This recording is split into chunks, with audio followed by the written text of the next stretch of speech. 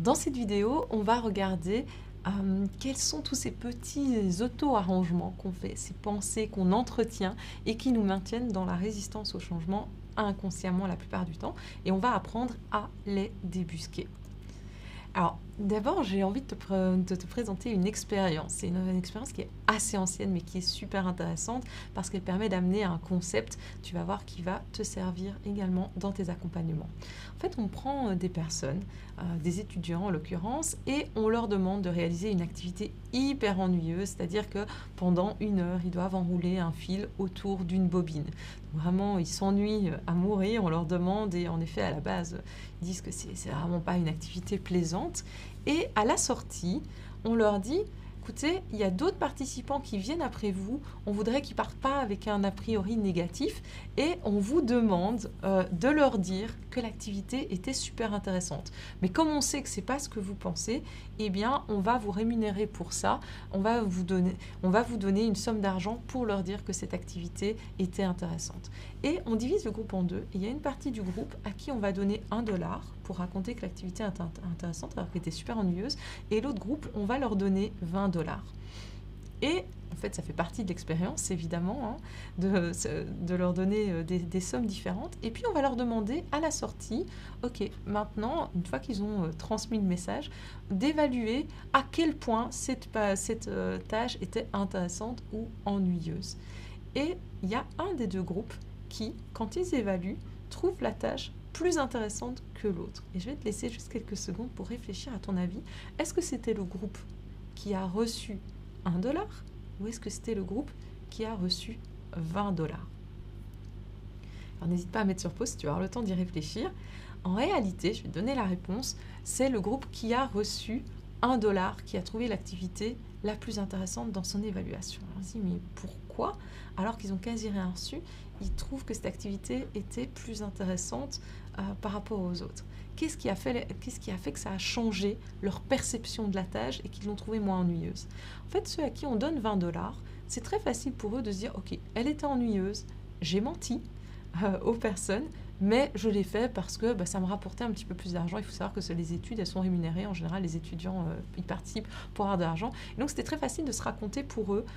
Mais voilà, ça m'a permis de gagner un petit peu d'argent en plus, donc ça valait bien le petit mensonge, c'était pas bien grave, etc. Par contre, ceux qui ont reçu 1 $ seulement et qui ont menti quand même, c'est beaucoup plus difficile de justifier par rapport à la somme d'argent qui est très petite. Et donc, ça vient créer une tension à l'intérieur d'eux, ça vient créer cette tension de « mais j'ai menti, mais j'ai pas vraiment d'excuse pour avoir menti à ces personnes ». Cette tension psychologique, c'est ce qu'on appelle la dissonance cognitive. La dissonance cognitive, c'est quoi? En fait, on la rencontre au quotidien, ou en tout cas très régulièrement, chacun d'entre nous, et nos coachés la rencontrent également. C'est la dissonance, il y a une inadéquation, soit entre deux croyances. Donc, j'ai une croyance que, je vais vous donner des exemples juste après, j'ai une croyance qui va dans un sens et une autre qui se confrontent, et ça crée de la tension psychologique. Ça peut être entre deux comportements. Je me comporte d'une façon en public, je me comporte d'une autre façon, par exemple, chez moi, ça crée, ou avec d'autres personnes, ça crée de la dissonance. Ça peut être également entre une croyance et un comportement. Je crois quelque chose, j'ai des valeurs, mais je ne me comporte pas tout à fait en accord avec ces valeurs, par exemple. Et tout ça, en fait, ça va déclencher une erreur dans notre cerveau. Ça se passe au niveau du cortex singulaire antérieur. Celui-là, je vais vous en reparler souvent. C'est vraiment la partie dans notre cerveau qui va distinguer, qui va identifier quand il y a une erreur, quelque chose qui ne colle pas. Et cette erreur, eh bien, ça va créer une tension psychologique. Et cette tension, eh bien, notre cerveau, il déteste les tensions psychologiques. Et donc, il va vouloir la résoudre.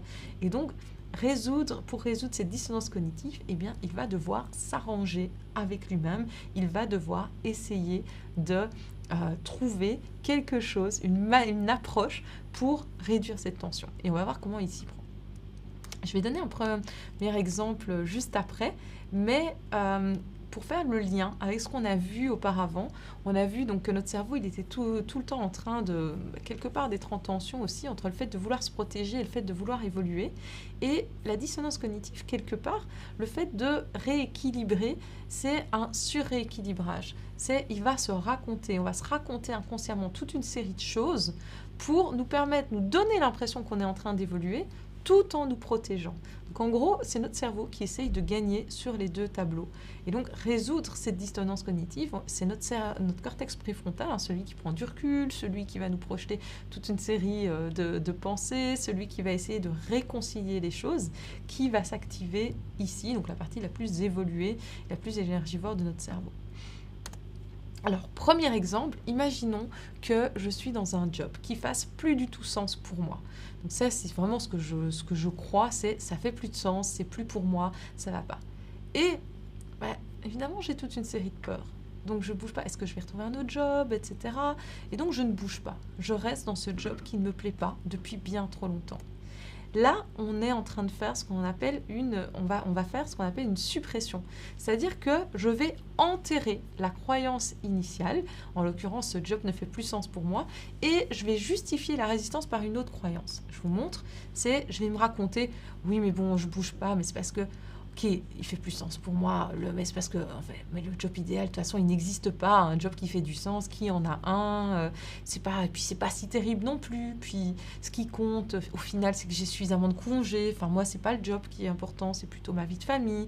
Ou, ouais, c'est mon boss qui est infernal, mais bon, il va s'améliorer, je sens déjà bien qu'il est en train de bouger. Donc, je vais me raconter toute une série de choses qui vont venir supprimer cette première croyance. Ce job ne fait plus sens pour moi, je vais la remplacer quelque part par une autre, par une série d'autres. Vraiment, c'est l'idée d'enterrer cette croyance pour qu'elle ne soit plus présente. Et donc, je vais pouvoir réconcilier les choses. Je ne bouge pas, mais c'est normal parce que toute cette série de croyances, et je vais entretenir ça dans ma tête un maximum. Donc, ça donne déjà un bon indice aussi en tant que coach. Les croyances de surface, quelque part, les croyances qu'on a, et bien souvent, elles viennent cacher une autre croyance qui a été enterrée et elles viennent résoudre une dissonance potentiellement avec une croyance qui n'aide pas. Donc, on va avoir besoin d'aller éventuellement reconnecter à cette croyance-là et puis potentiellement aller chercher d'autres, débusquer toutes ces croyances-là, toutes ces choses qu'on se raconte qui ne sont pas réellement ce qu'on pense. Deuxième exemple, imaginons que je ne fasse pas suffisamment d'efforts pour atteindre mes objectifs. J'ai décidé d'être entrepreneur, je veux lancer mon activité de coaching et à côté, en même temps, pour les réseaux sociaux, potentiellement, je suis en train d'affirmer que je suis sur le chemin du succès en tant qu'entrepreneur, etc., que je vois loin, que je vois grand, que je veux créer quelque chose de génial, parce que des idées j'en ai par exemple, mais je sens que toutes mes peurs font que je procrastine, je me disperse, j'y vais pas vraiment et je le sens. Là, une autre façon de résoudre cette tension, ça peut être la réconciliation. C'est-à-dire que je vais créer une nouvelle croyance qui résout la tension. Donc, c'est pas une qui enterre la première, c'est juste une nouvelle croyance qui vient la compléter cette fois-ci. Et je vais m'inventer, par exemple, cette croyance, oui, mais c'est pas le travail qui permet d'atteindre ces objectifs, c'est l'alignement intérieur. Alors, je ne suis pas en train de dire que l'alignement intérieur ne fait pas partie aussi d'atteindre ses objectifs, soyons clairs, mais je vois toute une série de personnes qui vont avoir tendance à se dire c'est pas ce qu'on fait, ça n'a rien à voir avec ce qu'on fait pour arriver à développer son business, c'est à quel point je suis alignée, à quel point je suis en accord avec moi-même, à quel point je suis... Et ça devient pour certaines personnes une excuse quelque part, poussée par notre inconscient, mais une excuse pour ne pas se confronter à ses peurs, pour ne pas avancer dans le changement. Donc là, on est vraiment en train de... si j'ajoute cette petite croyance au fait que je ne fais pas suffisamment d'efforts et que je suis sur le chemin du succès, ça fonctionne. Je suis sur le chemin du succès parce que je m'aligne intérieurement. Ça suffit dans mon nouveau modèle de croyance et donc ça permet de réconcilier l'ensemble. Troisième exemple, imaginons que je suis dans une relation amoureuse qui ne me convient plus. Et en même temps, ça c'est ma croyance, ça ne me convient plus, c'est plus pour moi, ça ne fonctionne pas. J'ai une deuxième croyance qui est je ne suis pas capable de vivre seule. J'ai peur quand je vis seule, je ne supporte pas la solitude, toutes ces peurs qui sont là. Bon, le problème, c'est qu'évidemment, qu'est-ce que je vais faire ? Je vais avoir tendance à rester dans la relation si j'entretiens ces deux croyances en même temps, alors qu'elles ne me conviennent plus. Et donc, ça crée de la tension. Troisième manière de faire, troisième approche pour résoudre cette dissonance cognitive que notre cerveau peut aborder, c'est la dévaluation. C'est-à-dire, je vais dénigrer mes propres ressentis et croyances. Et comment je vais faire ça? Je vais commencer à me raconter, oui, mais je vais pas si mal, ça va quand même, il n'est pas si mauvais que ça va, de toute façon, c'est ma faute, je suis jamais satisfaite dans la vie, je suis jamais contente. Et je vais avoir tendance à me raconter et à entretenir ces nouvelles croyances qui permettent de concilier le fait que la relation ne me convient plus, le fait que je ne suis pas capable de vivre seule et donc je ne prends pas le risque, en tout cas, de partir pour me retrouver seule. Et donc, je vais me raconter toutes ces croyances qui vont atténuer, mais qui vont dévaluer mes ressentis et nier quelque part ce que je ressens. Ça, c'est la troisième manière de faire. Donc, pour conclure cette partie-là, donc tu sens bien que il y a pas mal de choses à aller débusquer là-dedans, et c'est ça qui est intéressant quand tu accompagnes dans le changement. Et la dissonance cognitive, en l'occurrence, ça va être un de nos pires ennemis. C'est vraiment, elle apparaît quand on ressent un écart entre des croyances ou des comportements qui s'affrontent, et on va avoir tendance, évidemment, à résoudre cette tension interne qu'elle crée en s'arrangeant avec nous-mêmes. Et on le fait avec 3 mécanismes qu'on a vus au travers des exemples. La suppression, qui va refouler la croyance initiale, cette tendance à l'enterrer joyeusement. La réconciliation, où je vais créer une nouvelle croyance qui réconcilie les deux. Et enfin, la dévaluation, je vais avoir tendance à dénigrer mes propres ressentis, mes propres croyances et à en ramener d'autres. Alors, peu importe si tu n'es pas capable dans tes accompagnements de dire « Ah, là, c'est de la dévaluation, là, c'est ça ». Le principe, c'est d'aller chercher, débusquer avec ton coaché tout ce qui se cache et de quoi ça le protège quelque part, quelle croyance ou quel conflit interne c'est en train de camoufler toutes ces choses qui se racontent sur lui. Parce que tant que tu le laisses avec ses pensées, avec ses auto-justifications, avec ses auto-arrangements, ça l'empêche d'aller plus loin. Il a d'abord besoin de reconnaître en effet que ce sont des choses qui ne le servent pas à ce moment. Voilà, ça c'est pour cette vidéo. On va aborder une dernière vidéo par rapport à la résistance au changement où on va aller regarder l'évolution, justement comment est-ce qu'on peut vivre une vie pleine de sens. On va se concentrer sur cette deuxième partie maintenant, sur la partie évoluer et voir en gros comment est-ce qu'on peut créer plus de fluidité sur le long terme et en se reprogrammant progressivement au changement. On se retrouve tout de suite.